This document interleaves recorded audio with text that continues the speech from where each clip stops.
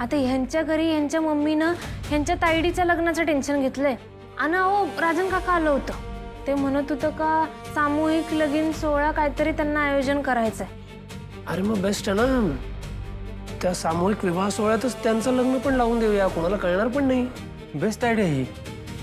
एक मिनिट, हे नाही, हे काही बरोबर नाही. हा कमळी, मला तुझा कन्सर्न कळतोय, पण कधी कधी चांगली गोष्ट करण्यासाठी थोडा शॉर्टकट घ्यावा लागतो.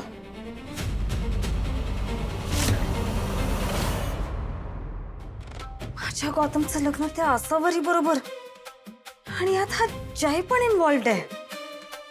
नो वे, मी यांचा प्लॅन सक्सेसफुल होऊच देणार नाही.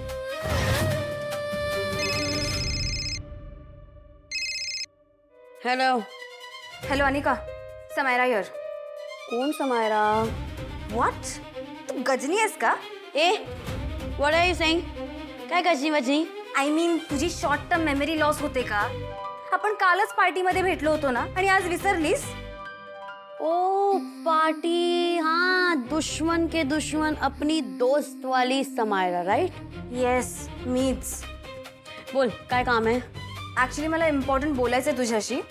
असं नाही सांगू शकत. तू लोकेशन पाठव, मी येते. अगं hello. What? What is this behaviour? नाही, रागिणी बोलते ते बरोबर आहे, अगदी बरोबर बोलते ती.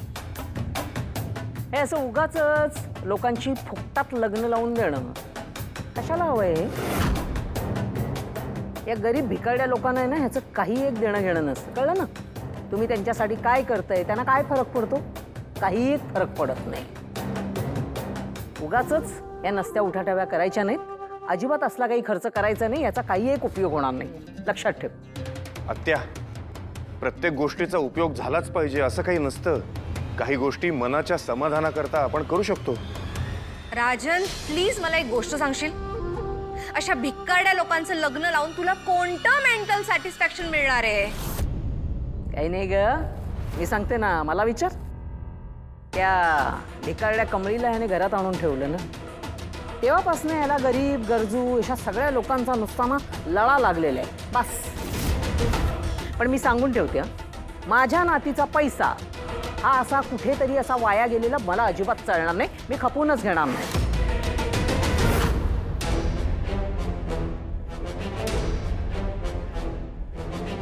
म्हणजे आपल्या घरातला पैसा आहे तो, आपल्या घरातला पैसा असा हा कुठेतरी कोणावर तरी खर्च करायचा कशाला? म्हणजे परमेश्वराच्या कृपेने आपल्या हातात जो काही असा खेळता पैसा आहे तो काय पण असाच वाया घालवायचा, असं म्हणायचंय मला.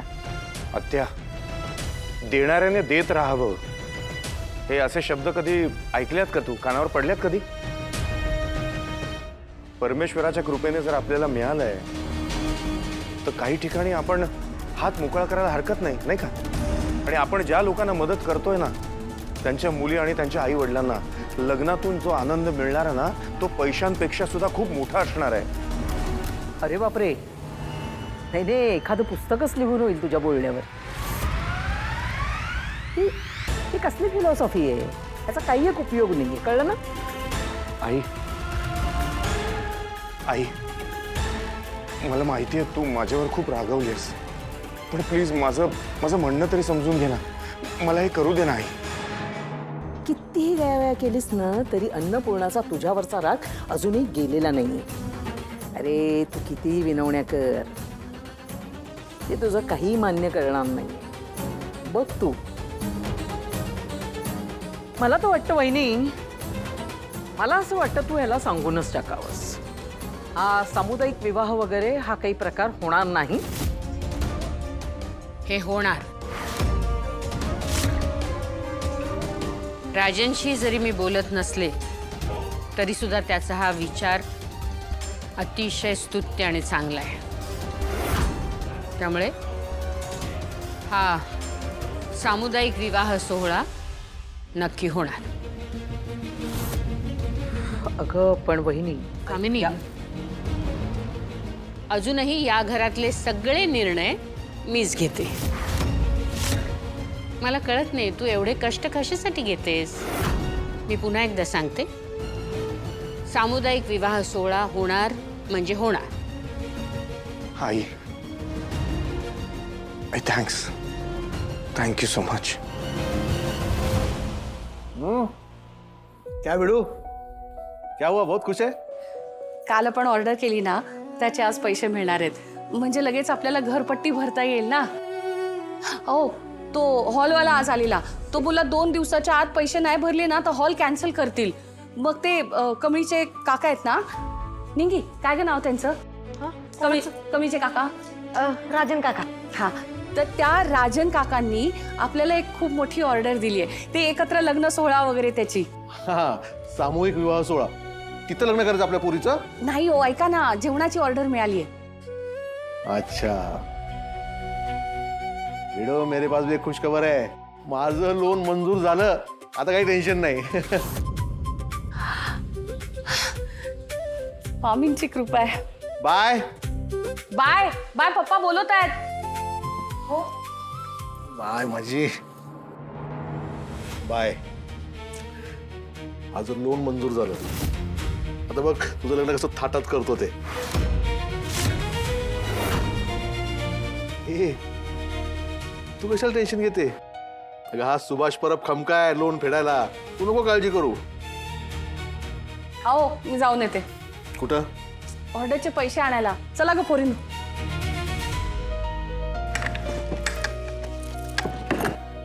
काय ग, काय झालं? पप्पांचं लोन मंजूर झालंय आणि आपण ताईला पळून गपचूप लग्न करायचा विचार करतोय. कमळी, मला ना भीती वाटायला लागली आता हे सगळं करायची. मी तर आधीच म्हणत होतो असं नको करूया. बरं ऐक, आपण असं करूया, ऋषी सरांना ना जय सरांना बोलवून घेऊया आणि सगळं सांगून टाकूया. कुणाला काय सांगूया?